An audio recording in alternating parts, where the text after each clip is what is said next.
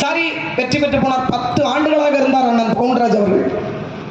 தொடர்ந்து 10 ஆண்டுகள், 10 ஆண்டு ஒரு சட்டமன்ற உறுப்பினராக இருந்து ஒரே ஒரு கிராமத்தை கூட குடிசைகளே இல்லாத கிராமமாக நான் மாத்தி காட்டினேன். அவர் சொல்லுங்க, ஒரே ஒரு கிராமத்தை.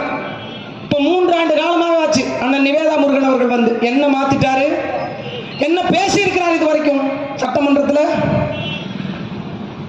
இந்த மண்ணுக்கும் இந்த மக்களுக்குமான அரசியலை முன்னெடுக்கணும், தமிழ் நிலத்தை வாழ வைக்க வேண்டும் என்பதற்காக உயிர் நீத்த ஐயா சாரங்கபாணி அவர்கள். அவருக்கு எங்கேயாவது சிலை இருக்கா? எங்கேயாவது சிலை இருக்கா?